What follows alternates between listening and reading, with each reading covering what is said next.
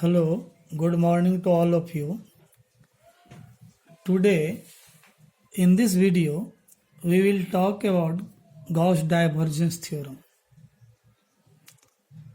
First of all, we see its statement. After that, we will prove it. Okay? So, let us say what is Gauss divergence theorem.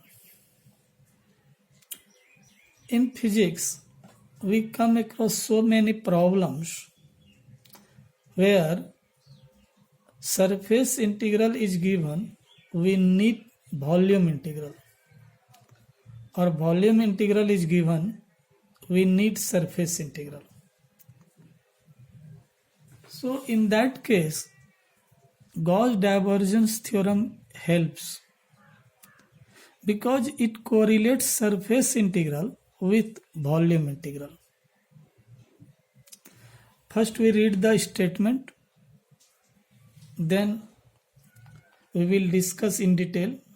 See here, this theorem states that the normal surface integral of a vector function v over the boundary of a closed surface, which is the flux across S, is equal to the volume integral of the divergence of the function over the volume v enclosed by the surface S. In short, we may say that we take the surface integral of any vector v over a surface S, and then we will see this surface integral is the volume integral is equal to the volume integral of the same vector. Mathematically, we may write v ds, surface integral v ds, v dot ds equal to volume integral divergence v dv. It means this theorem says that if any vector function v is taken its surface integral over the surface S, then it will be equal to divergence v, volume integral here, of the same vector for total volume v. So this is the surface integral, this is the volume integral, and these two are equal. Actually, the aim of this theorem is to convert volume integral into surface integral or surface integral into volume integral. So converse is also true. Now here you can see v dot ds. In the next step, I have written here v dot n cap ds divergence v dv. Okay, they are same.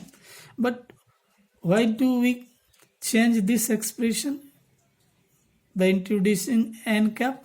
Because this theorem states that the normal surface integral. So we take a surface and take its normal. That is why I have introduced here n cap or n vector. Now let us see how to prove it.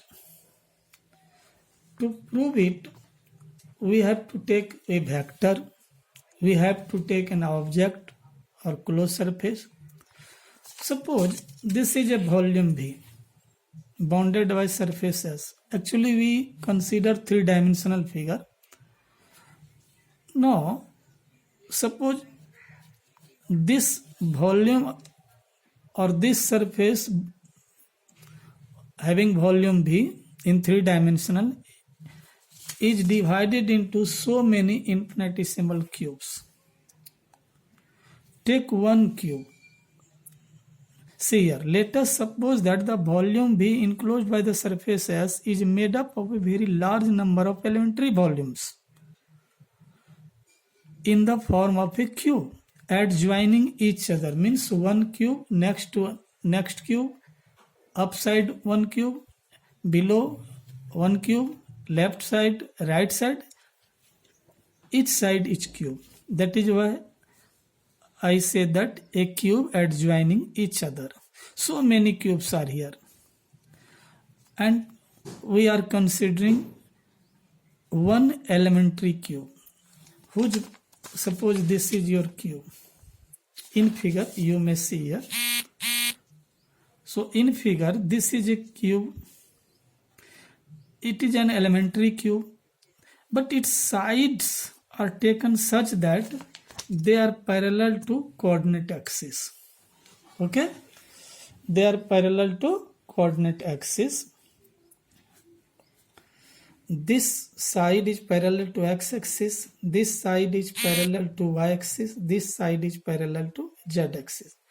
Since the cube is elementary, so its side is dx, its size is dy, its size is dz, and its volume will be dx, dy, dz. Now we consider a point P1 on the left face. Cube is infinitesimal.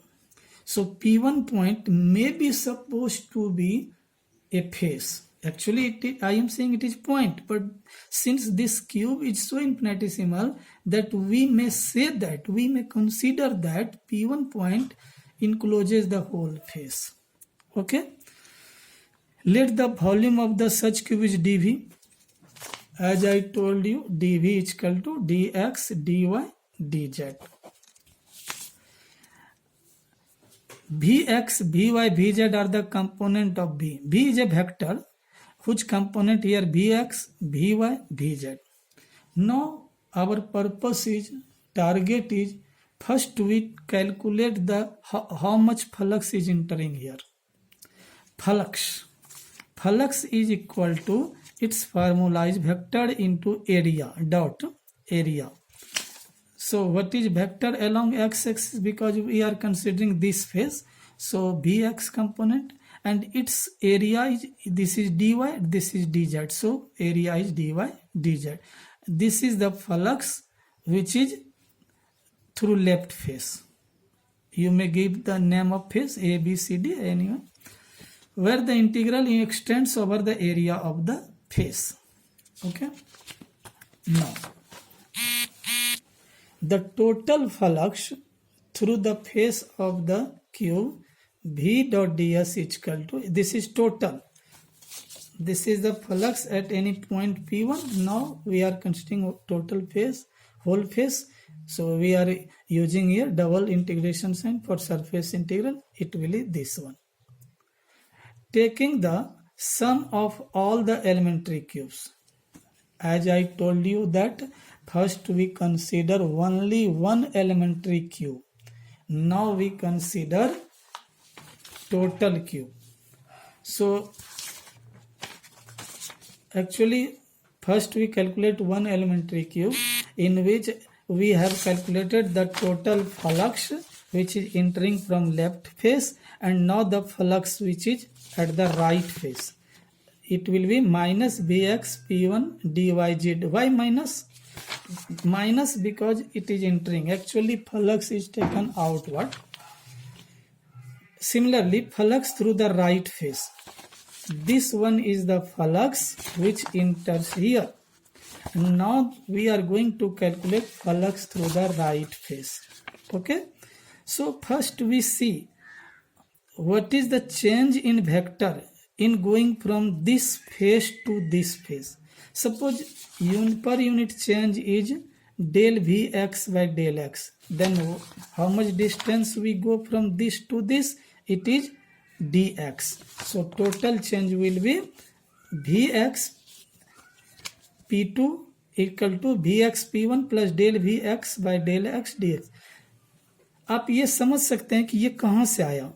ये हम अभी आपको बोले कि यहाँ पर जो flux है वो तो हम इस फार्मूला से निकाल ही लिए, लेकिन अब इस फेस पर निकाल रहे हैं, जस्ट इसके सामने वाले फेस पर.